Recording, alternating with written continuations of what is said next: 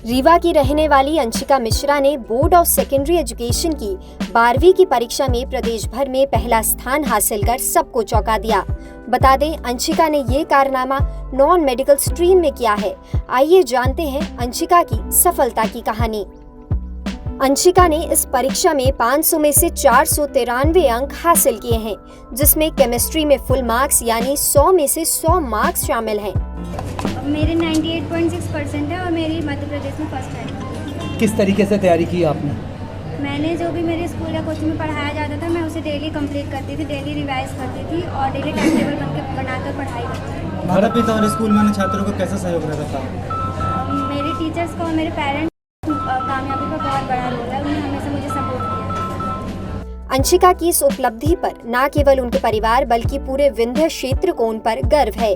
अंशिका के पिता एक किसान हैं और मां एक हाउसवाइफ, जिन्होंने हमेशा अंशिका को उसके सपने पूरे करने के लिए प्रोत्साहित किया। इतनी मेहनत करनी पड़ी यहाँ तक पहुँचने के लिए? ये मेहनत तो करनी है, मतलब शुरू से ही बहुत मेहनत की इस अचीवमेंट को पाने के लिए।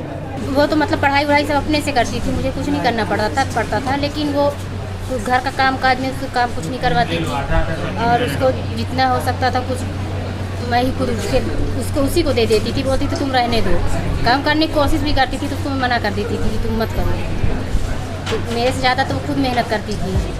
अंशिका ने बताया कि उन्होंने अपनी सफलता के लिए कड़ी मेहनत की है। रोजाना 10 से 12 घंटे की पढ़ाई की, सेल्फ स्टडी और फुल कंसंट्रेशन से खास तौर पर मैथ्स और साइंस में अपनी समझ को गहरा करने पर जोर दिया।